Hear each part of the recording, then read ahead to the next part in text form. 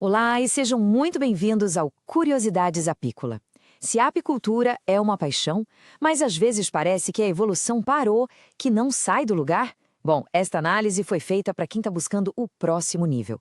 Vamos juntos mergulhar nos segredos que separam, de verdade, os iniciantes dos especialistas.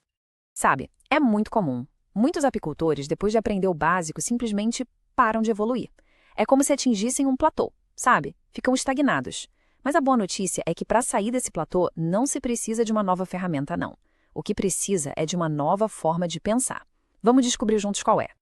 E aqui está a pergunta central de tudo. Conseguir identificar ovos, larvas, mel, isso é o primeiro passo, claro. Mas a verdadeira apicultura, aquela mais avançada, começa quando se entende a história que esses componentes estão contando. Existe uma diferença gigantesca entre só ver e realmente compreender o que está acontecendo lá dentro da colmeia. E aqui está a solução para superar esse platô. A chave não está em uma ferramenta nova ou numa técnica secreta. Nada disso. Está, na verdade, em uma mudança de mentalidade. É a transição de uma forma de pensar para outra que vai fazer toda a diferença. Todo mundo começa por aqui, como um apicultor descritivo. É aquela fase em que se aprende o vocabulário básico da colmeia, sabe? Olha, ali tem ovos. Ah, esse é um favo com crias operculadas. Aqui tem mel. É um estágio fundamental, claro, mas o perigo é que muitos acabam ficando presos exatamente aí. O grande objetivo é se tornar um apicultor interpretativo. Esse é o apicultor que lê os sinais. Ele não apenas vê os ovos, ele analisa o padrão da postura da rainha. Ele não só vê as crias, ele calcula a força de trabalho futura da colônia. Ele está de fato lendo a história completa daquela colmeia. Olha só a diferença na profundidade da análise. Enquanto um apicultor só identifica os ovos, o outro está avaliando o padrão de postura da rainha, se está bom, se está falhado. Um vê crias, o outro já está calculando a força de trabalho que vai ter daqui a algumas semanas. Um vê comida, o outro se pergunta, será que esses recursos estão ajudando ou, na verdade, atrapalhando o crescimento da colônia? É uma mudança total de perspectiva. Então, como é que se faz essa transição?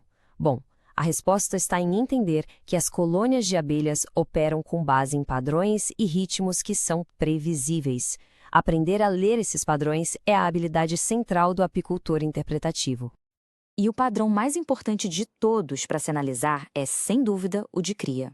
Ao olhar para um favo de cria, não se está vendo apenas o presente. Na verdade, se está olhando diretamente para o futuro da colônia. Para a gente ter uma ideia, um único favo padrão Langstroth completamente preenchido com crias representa até 7.000 novas abelhas prestes a nascer. Pensa só no poder que esse número tem. 7.000 abelhas. Agora, vamos ampliar isso um pouco. Se a gente encontra 4 favos assim, isso significa que mais de 20.000 novas abelhas vão nascer em cerca de 12 dias. É praticamente o equivalente a 2 novos enxames em menos de 2 semanas. Essa é a força de trabalho futura da colônia se formando bem ali. E o que acontece depois que elas nascem é crucial. As crias de hoje se tornam abelhas adultas em mais ou menos 12 dias. Mas elas não saem direto para o campo, não. Entre os dias 12 e 17 de vida, a função principal delas é produzir cera. Suas glândulas serígenas estão no auge. É só lá pelo 21º dia que elas se tornam campeiras, prontas para coletar néctar. E aqui está o ponto crucial. Se as abelhas não estão puxando cera nas melgueiras, não é por preguiça. Geralmente é um problema populacional. Faltam abelhas na faixa etária correta, aquela de 12 a 17 dias. Um apicultor interpretativo consegue prever isso semanas antes, só de observar a quantidade de crias. Além do ciclo de vida de uma única abelha, existe o ritmo anual da colônia inteira. E entender esse calendário é outra ferramenta poderosa. No final do inverno, a postura acelera, o que cria um risco de fome se não houver alimento. Na primavera, vem a explosão populacional e, com ela, a pressão para enxamear. O verão é a estabilização. No outono, a postura diminui para estocar para o inverno. E no inverno, o foco é só conservar a energia. Conhecer esse ciclo permite antecipar as necessidades da colônia. Agora vamos dar uma olhada em outro conjunto de padrões fascinantes, a comunicação das abelhas. Esses sinais oferecem ainda mais pistas sobre o estado da colônia, e o melhor é que eles também são previsíveis. A comunicação mais famosa é a dança do requebrado, a Waggle Dance. Uma campeira encontra uma fonte de alimento incrível, volta para a colmeia e, através de uma dança bem específica, informa as outras a direção e a distância exatas. É como um GPS biológico que permite que a colônia explore os melhores recursos de forma super eficiente. E além da dança, existe a linguagem química, os feromônios.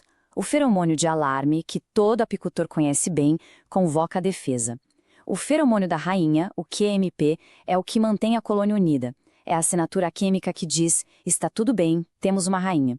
E o feromônio de Nasonov funciona como um farol, guiando as abelhas de volta para casa.